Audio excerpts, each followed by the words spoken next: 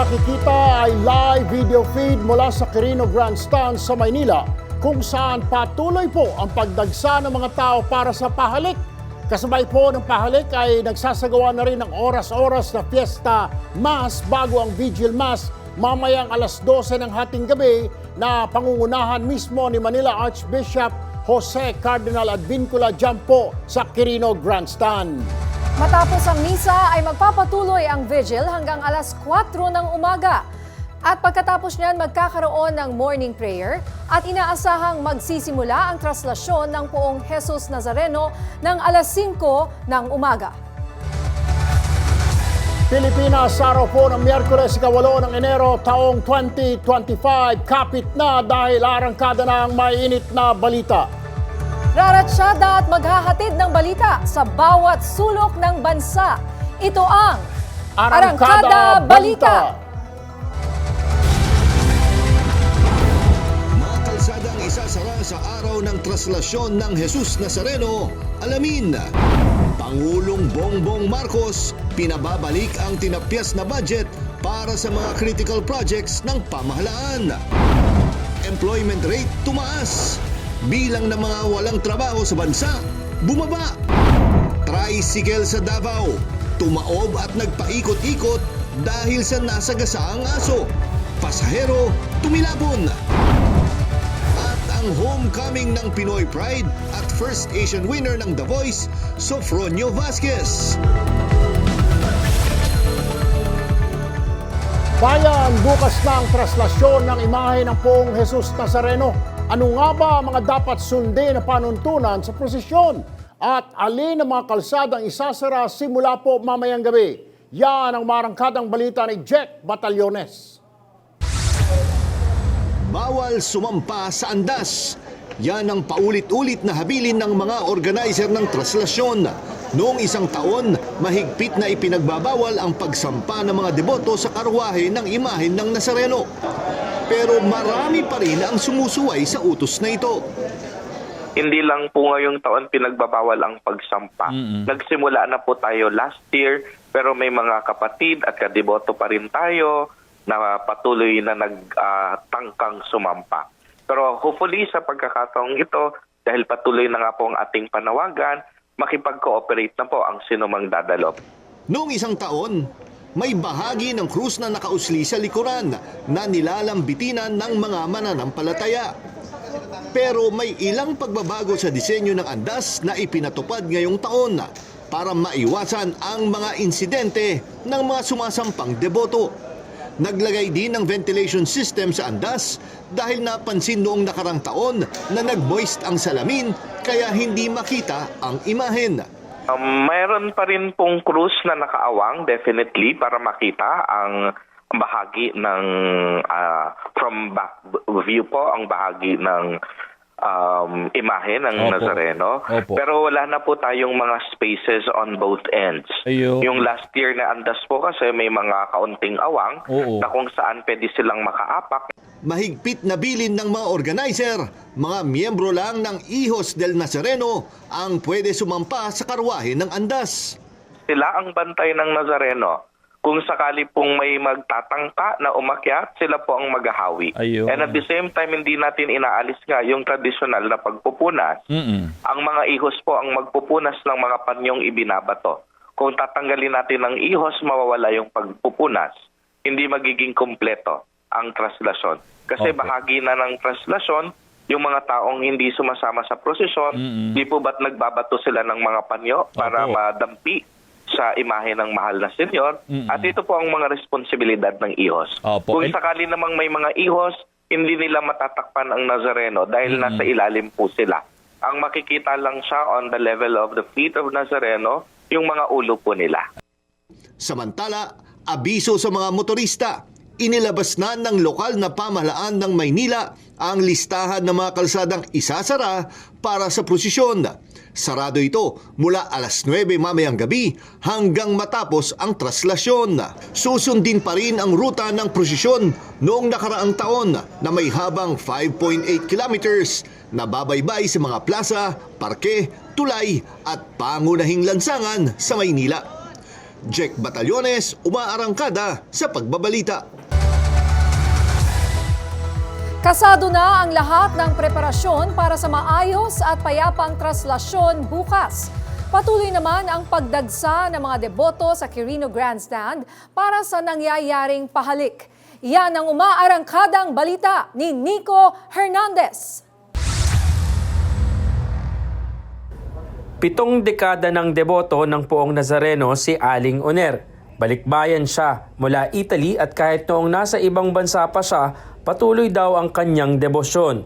Good health daw ang kanyang hiling ngayong taon. Nang nahawakan kong Jesus Nazareno, ang hinihiling ko lang naman sa kanya, masakit na yung mga paa ko, ang akin balakang, ganon, oo. At saka, ang mata ko, isa na lang ito nakakita, ito. Operado na lahat ng mata ko. Pero salamat sa Diyos, nakakakita pa rin ang isa kong mata. Mabuting kalusugan din ang dalangin ni Mang Ernesto. Galing pa siya ng Calamba, Laguna. First time niyang magpunta sa pahalik at matibay ang kanyang pananampalataya. Na-diagnose po ako may liver cancer. Baka matulungan po ako ni Poong Nazareno.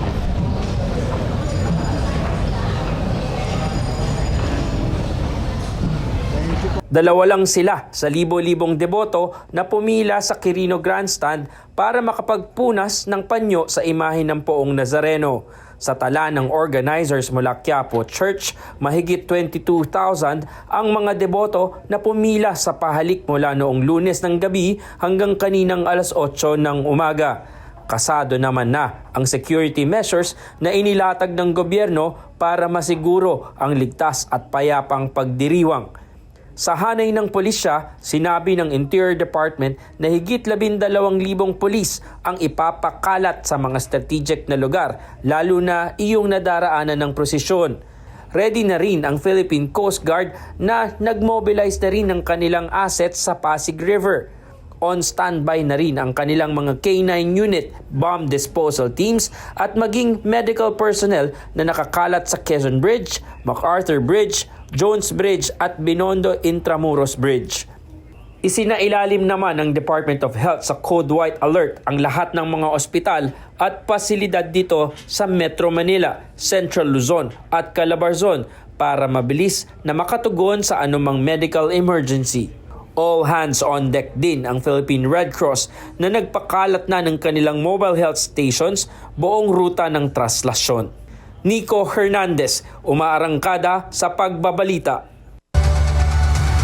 At kaugnay pa rin po ng mga paghahanda para sa traslasyon bukas, nasa linya po ng aming telepono si Police Brigadier General Arnold Tomas Ibay, ang direktor po ng Manila Police District.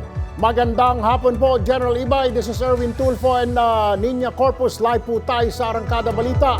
More than 12,000 police personnel po ay papakalat daw ng PNP para i-secure ang traslasyon ng Poong Nazareno bukas. Saan-saan po ba ang deployment ng mga ito, General Ibay? Sir, magandang umaga po sa inyo at magandang hapon po sa inyo sa lahat po nakikinig na Arangkada Balita. Ang deployment po natin ay sa 3 area po. Dito po sa may Quirino Grandstand, yung ruta po ng prosesyon at yung paligid po ng Quiapo. At magsisimula po ngayong gabi ang aming full deployment. Kaya makikita na po sa ngayon, nagsisimula ng ilatag yung ating mga kapulisan para i-secure hindi lang po yung ruta ng prosesyon kundi yung 2 areas na nabanggit ko, which is Quiapo Church at kanyang vicinity at yung Quirino Grandstand. Okay, sir, may round ba kayong mga natanggap na banta or threats na maaaring manggulo sa traslasyon bukas? Sa as of now, wala naman po kaming natatanggap.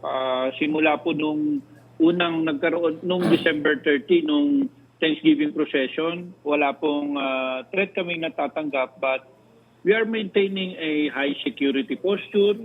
At nakaponitor ko po kami and we're not letting our guards down.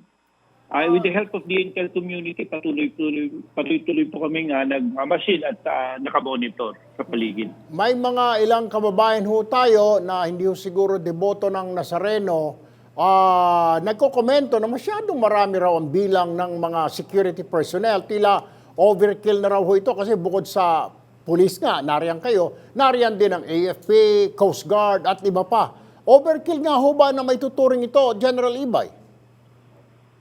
Taon-taon po, ganito po ang dinideploy po natin. At kung sakaling mangailangan po ng karagdagan ngayong taon, meron pa po naka-standby. Although hindi naman ho natin kinuha lahat ng ating pwersa ng kapulisan dito sa Maynila para mag-secure ng itong Nazareno. Nag-iwan po tayo sa ating mga istasyon kasi meron pa pong kailangan mag-responde doon. Pero kailangan pong maintindihan ng ating mga kababayan na hindi po libo lang o daang libo lang ang darating sa traslasyon, kundi milyon po ito. At mahaba po ang dadaanan ng ruta ng Nazareno. So it is very much sufficient o needed to be that number ang kailangan po nating ilatag na seguridad para po sa darating na traslasyon. So nagsimula na po ang gun ban bilang bahagi ng inyong security preparations. May mga nahuli na po ba kayo so far na lumabag dito? So far, ma'am, wala pa po tayo nahuhuli at ipapairal din po natin yung ating executive order ng ating Mayor Hani Lacuna. Ito pong liquor ban. At the same time, meron pa po tayo ibang mga ban po, no? Bawal pong paglalayag dyan po sa likuran ng Quirino Grandstand at dyan po sa Ilog Pasig, ano? Ito po yung pinahayag po ng Philippine Coast Guard. And of course, meron po tayong no-fly zone, kaya yung merong mga pribadong drones ay hindi po pwedeng magpalipad dito po sa paligid, dito po sa ruta ng traslasyon, dito po sa dalawang venues natin, ng Quirino Grandstand at Quiapo area. Alright, panghuli na lamang, General Ibay, ano naman ho ang paalala ninyo doon sa mga deboto na sasama bukas kasi yung iba ay may mga dalang cellphone para makontak daw ho sila. I am sure magkakaroon po kayo ng jamming. So hindi na magiging saysay ang pagdala ng cellphone. Pero what are your tips po para sa mga sasama bukas na hindi masaktan, hindi masugatan, or maganda or successful ang pagdiriwang ng piyesta ng Nazareno? Maraming salamat po, sir, sa pagkakataon. Ang aking pong paalala sa ating mga kababayan na deboto, yung malalakas lang po ang katawan at naghanda para sa darating na traslasyon ang dapat pong magpunta. Kung sakaling meron po tayong karamdaman, huwag po na po tayong sumama sa traslasyon o dito po sa prosesyon. Dito na lang po tayo sa gilid kung sakali at huwag na po tayo magdala ng malaking halaga ng pera, ng mga alahas. Magdala lang tayo ng sapat na pera bilang pamasahe o pagkain habang nandito po tayo sa prosesyon. At inihiling ko po para maging maayos yung darating na traslasyon na security is everybody's concern, hindi lang po ng kapulisan. Kaya kung sakali pong meron po tayong nahalata, nabatyagan o nasaksiyan na kahina-hinalang galaw ng isang tao o yung mga bagay na naiwan, ay ipaalam po kagad sa atin dahil nakakalat naman po ang ating kapulisan para sa safety po ng lahat. Alright, Manila Police District Chief Brigadier General Arnold Ibay, maraming salamat po, magandang gabi po, magandang hapon po sa inyo. Magandang hapon din po sa lahat na nakikinig sa Arangkada Balita. Alam mo, partner, tama yung sinasabi ni General para hindi ka maging target ng mga masasamang loob. Kasi every year, laging may gano'n na dukutan, nawala, nasaktan, etc. Talagang kailangan, you're prepared, huwag ka na magdala ng mga alahas, mga bag, kung maaari. Karamihan na sumasama dyan mga kababaihan, mga nakapantalon lang, tapos meron siguro silang konting barya sa bulsa nila kasi talagang dikit-dikit ang tao. Talagang maamoy mo yung batok ng tao sa unahan mo. Di ba ganun yung experience mo dati? Di ba sumasali ka Every sa year, ganyan? every year. Talagang So every dikit-dikit. year, paano bukas? Sasama tayo, siyempre. Tapos Pupunta ka dito? yung in-exhale niya, ma-inhale mo. Parang ganun. So kung amoy tabako, ma-inhale mo yung tabako. Ayan. Siguro, be prepared. Mag-deodorant naman muna kayo bago. Kawawa naman yung katabi nyo. Pero kasama na po siguro yan. Kasama na yan. Kasama, kung definitely. Kung walang maaamoy, hindi Kasama yun. Hindi pwede. Siyempre, yung pawis pa. Oo. Kanina pa naglalakad ng alas 4 madaling araw, alas 10, nandoon pa rin siya sa prosesyon. Natural yun. Ganun talaga. Oo. Ang tawag dyan, sakripisyo. And natural, it's just your natural. Being human. Okay, well, sana nga po mag-ingat yung ating mga kababayan, wag na magdala ng cellphone. Kasi yung iba, ako rin iniisip ko, parang hindi na tayo mapakali ngayon kung wala kang cellphone. Parang hindi kompleto. Pag lumabas ka, walang cellphone. Wala, hindi mo rin magagamit dahil naka-jammer eh. Oo. Eh kung kailangan mo ng pera, so mag-fold ka na lang. Mag-fold Ilagay mo lang na yung sa lang doon. bulsa. Oo. Kesa sa mawala ang buong wallet. Tulad rin ng nangyari sa'yo, partner, dati. Yes. Di ba? Nadukutan ka. Tama.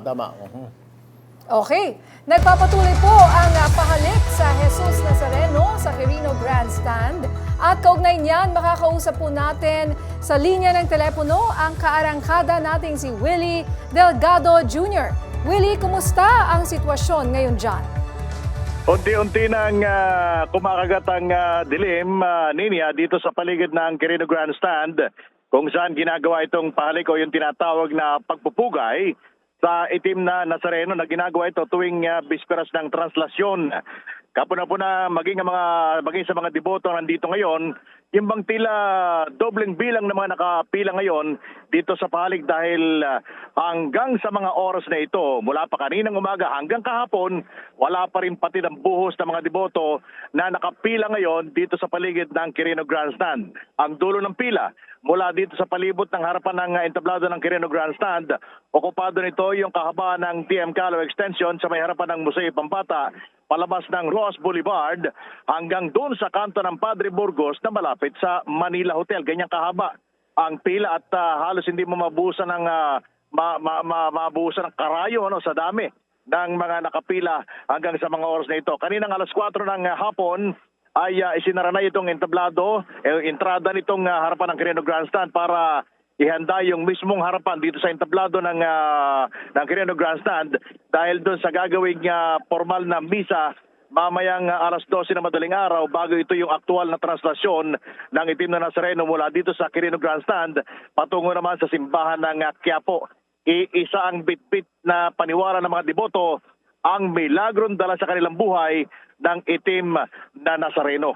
Kompleto yung security arrangement mula sa kawani ng Philippine National Police, mga K9 units, Bureau of Fire Protection, MMDA, at maging yung mga volunteer first aid responders. At gaya ng inaasahan, buhay na buhay ang komerso sa paligid nitong Quirino Grandstand sa Luneta dahil sinasamantala ng mga maliliit na maninindang pagkakataon ng kumita sa ganitong pagkakataon. Yung binabanggit nyo kanina, walang signal, napakahirap ng signal ngayon dito sa paligid ng Quirino Grandstand dahil mukhang pinairal ulit yung signal jamming ng mga cellular phones na mga pardo sa mga magpupunta dito sa ginagawang pahalik ngayon sa harapan ng Quirino Grandstand. Willie, Yes. matanong ko lang yung mga nais magtungo dyan para humabol sa pahalik, ilang oras ba ang pila? Kung ako'y nasa dulo ng pila, at nasaan na ba yung dulo ng pila na yan? So ilang oras akong pipila dyan, tatayo para marating ko at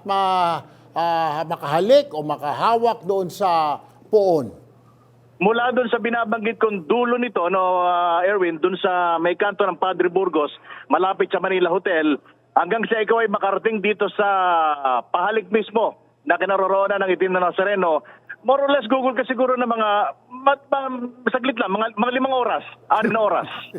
Ang gugugulin mo para ikaw ay makarating dito dahil mas mabilis pang gumapang yung pagong kumpara doon sa usad ng pila dahil sa dami ng tao ngayon na nagpupunta rito sa pahalik o pagpupugay sa itim na Nazareno, Erwin. Okay, mga 5 oras pala, no? Hindi, kasi parang nadodoble. Kung kumpara noong nakaraang taon, ikaw ay nag-cover din last year, mas maraming tao ngayon, kaya parang taon-taon dumadami yung pumupunta dyan. Taon-taon na doble. Yung ibang nakausap ko kanina, sa haba ng pila, parang mas ginusto na lang, nagpicnic na lang dito sa harapan mismo ng Luneta.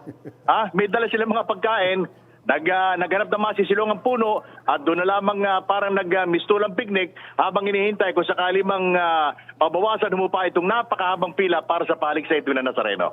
Alright. Maraming salamat, Willie Delgado Jr. Live po yan mula sa Quirino Grandstand. At sa aming pagbabalik, tinapyas na pondo sa mga kritikal na proyekto ng gobyerno, ipinababalik ng Pangulo. Tutok lamang dito sa Arangkada Balita.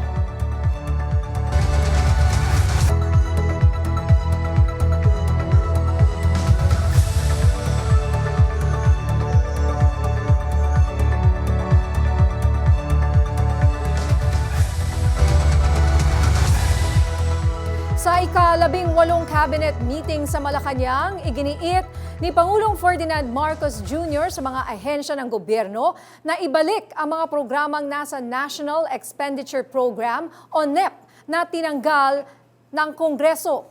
Ayon sa Pangulo, kailangang tutukan ang mga proyektong kritikal sa socio-economic programs. Kabilang na dito ang 12 bilyong piso para sa maintenance ng mga kalsada, 500 milyong piso para sa paggawa at pag-ayos ng mga tulay, at 21 bilyong piso para sa feasibility studies. Noong Disyembre, pinirmahan ni Pangulong Marcos ang 6 na trilyong pisong 2025 General Appropriations Act. Tinanggal niya ang ilang probisyon na hindi akma sa pangangailangan ng bansa para masigurong maayos ang paggamit ng pondo.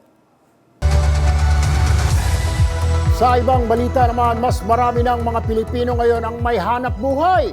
Ayon sa Philippine Statistics Authority, umakyat sa 96.1% ang employment rate sa bansa noong Nobyembre. Ayon naman sa Labor Force Survey, mula sa 1.97 milyong Pilipinong walang trabaho noong October 2024, bumaba na ito sa 166 milyon nitong November 2024. Mas mababa rin ito kung ikumpara sa parehong panahon noong November 2023 kung saan ay 1.83 na milyong Pilipino ang walang trabaho. Paliwanag pa ng PSA na nakatulong sa pagtaas ng employment rate ang mataas na demand noong bare months at holiday season. Matapos ang mga senior citizens, pinag-aaralan ngayon ng Food and Drug Administration na alisin na rin ang medicine booklet requirement sa pag-avail ng 20% discount sa pagbili ng gamot ng mga kababayan nating PWD or persons with disability. December 23, 2024 nang pirmahan ni Health Secretary Teodoro Herbosa ang Administrative Order Number 2024-0017 para alisin na ang medicine booklet requirement sa pag-avail ng discount ng mga senior citizen. Bukod dyan, may mga pag-uusap na rin umano sa loob ng FDA kung paano pa mapapalawig ang discounts para sa mga senior citizen at PWD. Ito ay sa pamamagitan ng pagpapaigting ng VAT exemption sa ilalim ng CREATE Law. Sa ilalim ng batas na ito, ang gamot para sa cancer, tuberculosis at kidney diseases ay VAT exempted. Naniniwala din ang FDA na makikinabang din ang mga butika pag mas simple na ang proseso. At kaugnay ng balitang yan, nasa linya ng telepono si Ms. Glenda Relova, ang Executive Director ng National Council on Disability Affairs o NCDA. Magandang gabi po, Ms. Relova. Live po tayo sa Arangkada Balita. Si Erwin Tulfo po ito, ma'am. Ano po ang reaksyon ninyo dito? Gaano karaming PWD ang inaasahang makikinabang sakaling matuloy itong plano ng FDA na alisin na po itong mga medicine na booklet? Magandang gabi po, Congressman Erwin, at isang magandang development po ito para sa po sektor ng persons with disability. Kasi currently po, kulang-kulang na po tayo na 1.9 million sa atin pong Philippine Registry of Persons with Disability. Mas mainam po ito at hindi na po magkakaroon ng hassle kung halimbawa naiwan man yung booklet. Alam naman po natin na lalong-lalo na sa may mga ibang disability, lalo na psychosocial and mental, medyo makakalimutin na po sila. Tapos hindi po nila na-avail pagka po wala itong booklet na ito. Opo. Ma'am, paano po, narinig niyo na ho ba, mukhang may isa pa hong magandang balita dahil pinag-aaralan na raw po ngayon ng pamahalaan, ng ahensya, kung posibleng magkaroon ng VAT exemption ng mga PWD sa ilalim po ng ginawang batas. Kayo po ba'y nakonsulta rito na? Sir, dito po sa Panibawi CREATE Law po, hindi pa po kami nagkakaroon ng initial parang discussion regarding this. Pero syempre sir, lahat po ng opportunity para po makagaan po ang pagbabayad or gastusin ng ating mga persons with disability ay taus-puso pong tatanggapin ng sektor at malaking ano po ito dahil makakabawas po ito sa kanilang araw-araw na gastusin, sir. Ma'am, bago po natapos ang taong 2024 ay malaking istorya yung tungkol sa paglipa ng mga peking PWD-ID. Ano pong update dito at ano po ang ginagawa po ng NCDA? Paano po makakatulong para matuldukan ang pang-aabusong ito, ma'am? Sir, madami po tayong naging mga roundtable discussions at madami na din pong sektor ng government ang naging involved para po masupil po natin ang paglaganap ng fake IDs. Pero kabilang na din po dito, yun nga pong pagta-transfer ng registry from the Department of Health to the NCDA para po mas intensive at strengthen ang verification. Pangalawa po ay ang inisyatibo po ng ating chairperson ng NCDA, ang secretary po ng DSWD, na magkaroon po tayo ng isang unified at saka po yung may safety feature po na ID and central issuing authority po ng persons with disability ID po, sir. Alright, Ms. Glenda Rilobang, Executive Director ng National Council on Disability Affairs o NCDA. Maraming salamat po sa inyong oras. Nasa higit 41,000 ang aktibong kandidato para sa lokal at national positions sa midterm elections ayon sa COMELEC. Sa Senado, 56 na kandidato ang magtatapatan, habang 155 naman na party list groups ang maglalaban. Sa lokal, 72 ang tumatakbo bilang gobernador. 170 naman sa vice governor positions. Habang 155 naman na party list groups ang maglalaban. Sa lokal, as I said, 72 ang tumatakbo bilang gobernador, 170 naman sa vice governor positions, at 2,015 ang naghahangad ng pwesto sa Kongreso. Sa mga bayan, 3,295 ang nais maging vice mayor, habang 1,613 ang kumakandidato bilang mayor sa mga lungsod. Umaabot naman sa 77,341 ang tumatakbo bilang konsehal.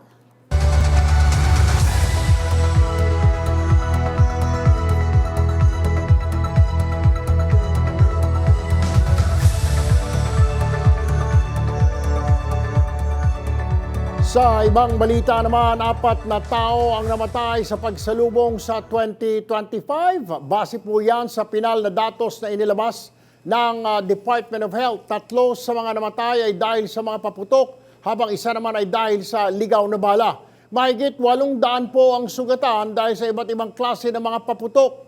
Sa Iligan City, sinunog ng mga pulis sa mga nakumpiska nitong paputok, maging ang ilang mga homemade pyrotechnic devices. Marangkada sa pagbabalita sa FMR Iligan correspondent Jam Nueva. Isang programa ang ginawa para sa proper disposal ng mga confiscated firecrackers at pyrotechnic devices sa Iligan City Police Office kahapon. Kasama sa mga sinunog ang mga pyrotechnic devices kagaya ng homemade boga at mga paputok gaya ng piccolo, Judas Belt, whistle bomb, 3-star triangle at iba pa. Ayon sa tagapagsalita ng Iligan City Police Office na si Police Major Zandrex Panulong, ang mga sinirang pyrotechnic devices ay nakumpiska mula sa mga sibilyan, habang ang mga paputok naman ay mula sa tindahan na nagbibenta sa hindi designated areas. Idikdikin natin para hindi na magagamit.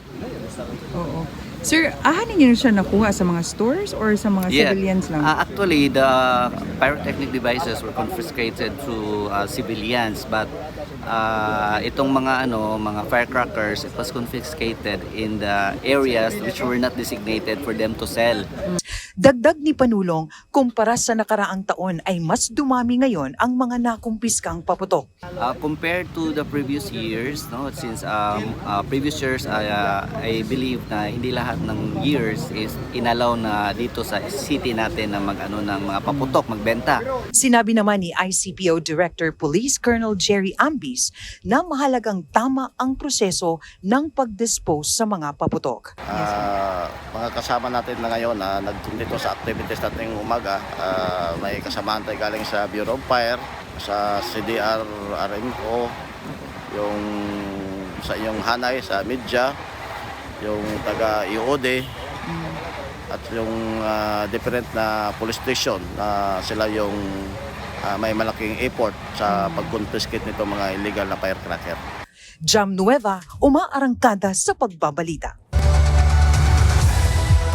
At sa aming pagbabalik sa poll sa CCTV tricycle sa Davao City, tumaob at umikot-ikot sa ere dahil sa nasagasaang aso. Pasahero tumilapon. Tutok lang dito sa Arangkada Balita.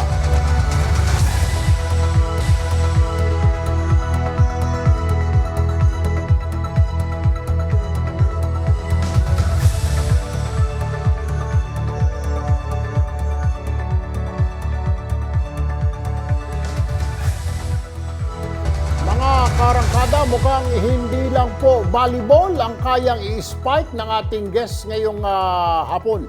Pati ang batas, pasok na pasok. Siya ang dating volleyball player na si Jushel Wench Tew. Nagkampiyon si Tew sa lone season niya sa UAAP. Tinulungan niya ang De La Salle Lady Archers na talunin sa championship game ang Ateneo Lady Eagles noong 2013. Huli siyang naglaro para sa Petrogas Angels sa Philippine Volleyball League noong 2019 bago ipagpatuloy ang pag-aaral at kumuha po ng law sa Far Eastern University. Live po ngayon sa aming studio ang soon-to-be attorney Jushel Wench Tew. Magandang gabi sa iyo, Wench. Magandang gabi po. Miss niya, magandang gabi rin. Thank you for inviting me here. Sure. I mean, pumasa ka na sa bar exam, pero hindi ka pa pwedeng tawaging attorney. Why is that? Well, officially po, hindi pa po until we take the oath, which will be on January 24. Kasi wala pa kaming roll number, wala pang license. Pero congratulations sa 2024 bar passer. Thank you po. Oo. So, it's more than a month, no? Since ma-announce na kasama ka nga dito sa mga successful examinees na pumasa. Kumusta ka at nag-sink in na ba to sa'yo? Yes, nag-sink in naman na. Yung first day talaga nung nalaman ko, I shut down all my social media. And then, ginawa ko lang. Kasi I was feeling down eh. Parang feeling ko hindi ako papasa. So, what I did, na-enjoy ko lang yung sarili ko. I ate my favorite food, went to the gym. And then, at that time, mga 4 p.m. na. Kasi usually, around 12 noon, nilalabas talaga yung result. Pero it was already 4 p.m. when I decided to look online. Tapos una, nakita ko yung name ko, sobrang iyak ako. Then I called agad my mom. Walang kaming matinong usapan. Kasi by that time I called her, I was crying, Mami, pumasa ako. Tapos siya naman sa kabila, hagulhol lang din. So it was very dramatic and intense. Pero more of, hindi siya like, yes, pumasa ako. Pero yung burden of those years of hard work, yun yung parang na-feel ko. Nobody called you up na, oy, pumasa ka na, Wensha. No, kasi Congrats. I turned off my phone. You turned off your phone. Kasi tense kasi yun Kaya sabi nila, pag if your phone rings, tas maingay yun during the result of the bar exam, ibig sabihin na pumasa ka. Pero pag tahimik lang, hindi ka papasa. Medyo kabado talaga ang taas ng anxiety. Pero ang ganda. At least nalampasan mo na yan. At eto nga, no? Yes, pero alam mo, ang ganda ng storya ni Wench kasi yung pinagdaanan niya, bago siya dumating sa puntong ito, ikwento mo nga yung nangyari sa iyo noon, how your day went, because she was working, she was studying, no? And then, what else? Yeah, I was with 2 teams that time. And then playing volleyball professionally. Wow. Yeah, kasi at that time, there was a year or 2 na I was working for corporate work. And then, I was also part of 2 teams, PVL and PSL. Then, at the same time, naglo-law school din ako. So, may glimpse of the day, 5:30 a.m., I wake up, and then pupunta ako sa work. Since ang dami kong lakad, I have luggage, yung maleta talaga. Nag-MRT ako. So from Boni Station to Magallanes Station, hinihila ko yung maleta ko. Then Magallanes Station to my working place, mga 500-meter walk. And after that, if may time lang ako sa office, that's the only free time na I can read. So binibilisan ko yung work ko matapos agad. Then 4:30 p.m., buti na lang yung mga bosses ko, ang bait nila, they allow me to leave early. So 4:30 p.m., balik ulit sa MRT, then LRT to Taft.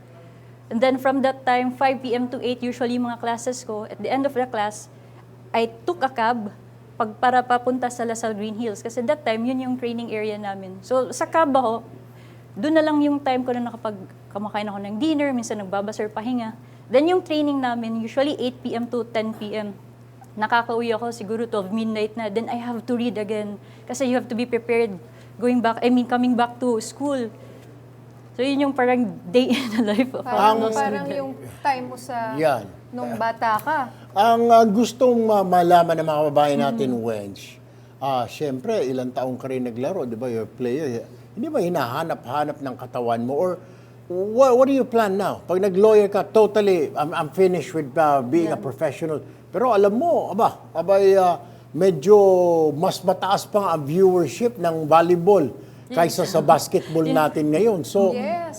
hindi mo ba mamimiss kaya ito? Yung glamour, yung fame na, si Wench yun Di ba? Pero namimiss ko siya in that way. Pero a part of me would like to be part din ng sports by being a mentor to younger generation. Yun yung nilook forward ko. Kasi, when you're playing, hindi lang siya pang matagalan eh.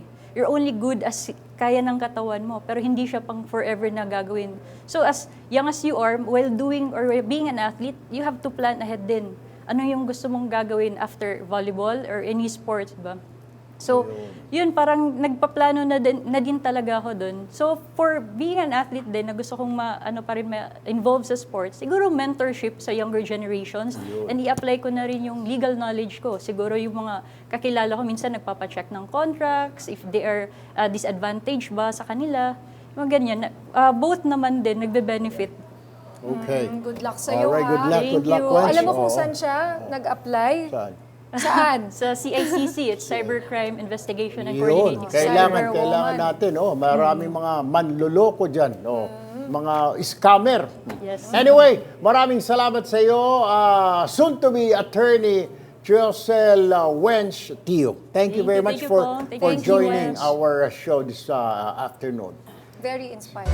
Samantala, bibigyan ng pagkilala ng PNP Region 5 ang mga mangingisda na nakarecover ng isang hinihinalang submersible drone sa karagatan ng Masbate nung bago magbagong taon.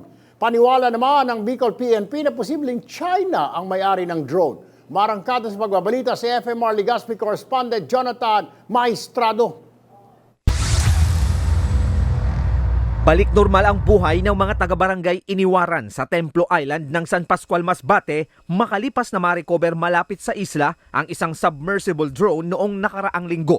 Bukod sa mga lambat, bitbit ng pumalaot na mga mangingisda ang paalaala ng pulisya na kung makatutunghay ng kakaibang bagay sa dagat ay ipagbigay alam agad sa otoridad. Ayon kay PNP Bicol Regional Director Police Brigadier General Andre Dizon, nakatakdang bigyan nila ng pagkilala ang mga mangingisdang nag-recover sa drone na may 3.5 meters na haba. Napaka-proper po nung ginawa nila, sir, na hindi nila diniscovery, hindi pinakialaman, hindi sila naging curious doon sa bagay. Bagkus yung course of action nila ay i-inform yung barangay captain nila po, sir. Naniniwala ang opisyal na pag-aari ng China ang drone dahil sa marking nito na HY-119 pero duda siyang may partikular na nais i-monitor ang Unmanned Underwater Vehicle o UUV sa Bicol. Ang ina-assume po natin doon, Sir John, ay baka napadpad kasi yung chinik po siya initially ay wala na siyang power. At yung San Pascual Masbate po, Sir John, ay nasa inner portion po ng Bicol. Mhm. So, marami pa siyang dadaanan na isla bago po siya makarating doon sa Masbate. Unang submersible drone ito na nakita sa Bicol. Pero ayon sa opisyal, may 2 insidente ng pagkapadpad ng ilang gamit mula sa ibang bansa ang naitala sa karagatan ng Bicol noong nakaraang taon. Marso nang matagpuan ang isang abandonadong speedboat sa Vinsons, Camarines Norte. Noong Mayo, isang floating device o boya na pinaniniwala ang tracking device ang narecover sa Karamuran, Catanduanes. Jonathan Maestrado, umaarangkada sa pagbabalita. Kumalat sa social media ang mga larawan ng mahigit 30 national ID cards sa isang dump site sa Catbalogan City, Samar. Akala ng mga netizens sadyang itinapon ang mga nasabing ID, pero dininay ito ng PhilPost. Umaarangkada si FMR Leyte correspondent Hansel Cuevas. Pinasinungalingan ng pamunuan ng Philippine Post Office ng Catbalogan City ang aligasyong itinapon nito ang mahigit 30 national ID na nakita sa dump site ng syudad. Sa panayam ng content creator na si Rene Castillo, sinabi ni PhilPost Catbalogan Postmaster Rona Inovejas na hindi intensyonal ang pagkakatapon ng natagpuang national IDs sa New Mahayag dump site. Ito raw ang natitirang ID sa 300 national IDs na dapat i-deliver ng kanilang mensahero noong Biyernes, Enero 3 sa Barangay Canlapuas. Hindi daw namalayan ng mensahero na nahulog na pala ang eco bag kung saan nakalagay ang nasabing mga ID. Nagulat na lang aniya sila na nakapost na sa social media ang nasabing IDs na i-deliver na sana noong araw na iyon na naitapon na pala sa dump site at natagpuan ng mga basurero roon. Posible daw na itinapon ito sa basurahan ng nakapulot sa eco bag at nakolekta ng nag-iikot na garbage truck sa lugar. Nag-attempt niya pag-deliver. Tapos, kahuman niya pag-attempt, kay waray man dida ang tag-ada, waray na hiya ito makapanginano kung nahulog ito, o kay waray hiya pakipanginano.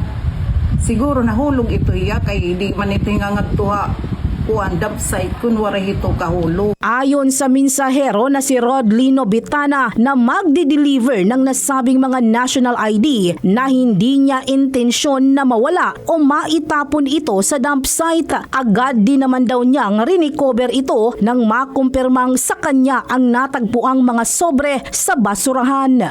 Kaya ako sir didduan naka-porte ni diddu akoan mahayag na sir nga ini ko nung truck nga nag-drop nga ni ruta kan Lapuas. Ito sir, di naman let na ako ni intention niya igbabasura. Wari ka plano paglabog ito kay nahubya ka na pag-deliver. Di sir.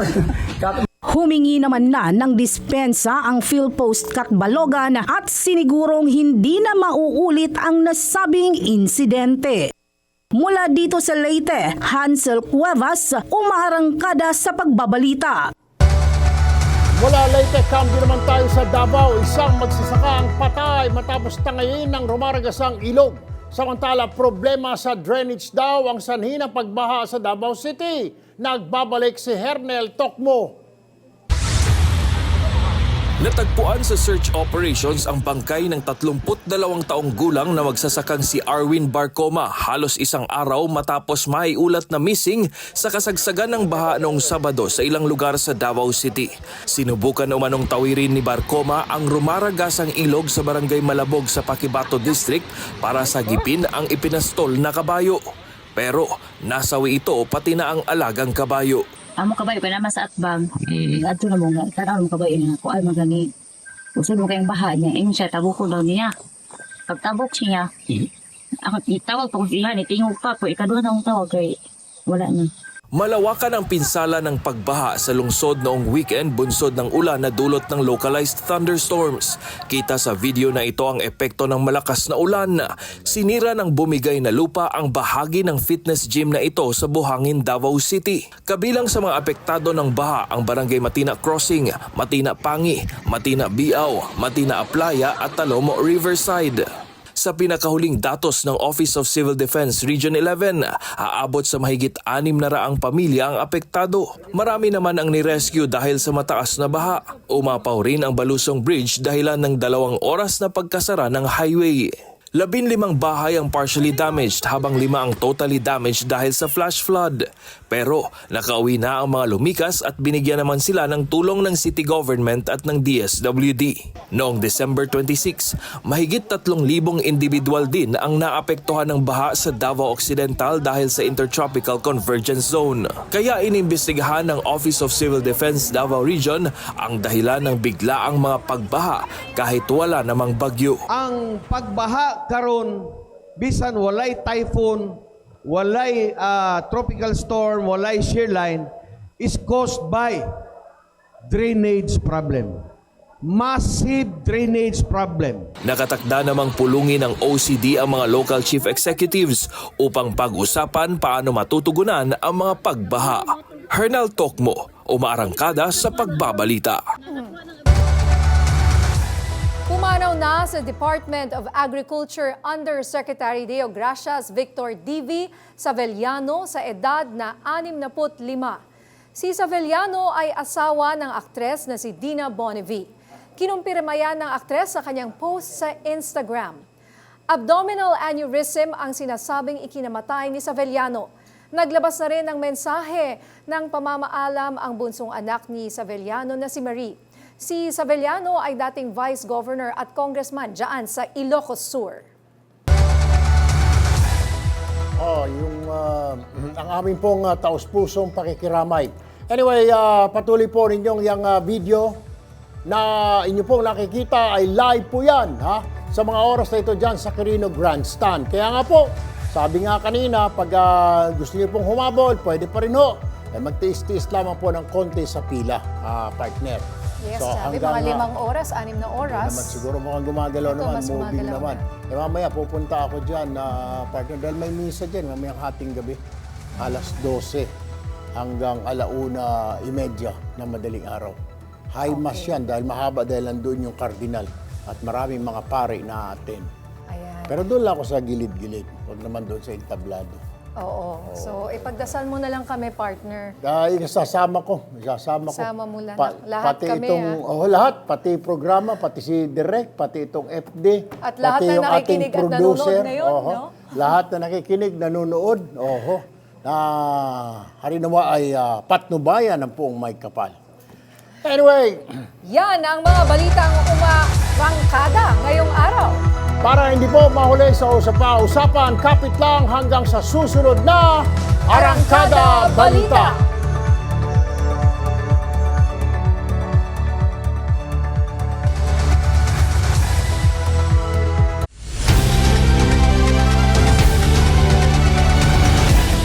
Buong araw, magdamag. Tuloy-tuloy ang pagsiservisyo ng Radyo 630 kasama ang pinaka-pinagkakatiwalaang kaserbisyo. Nasamahan mo kami ha. Huwag tayong makinig dun sa ingay. Maging aktibo tayo. Pihit na sa Radyo 630.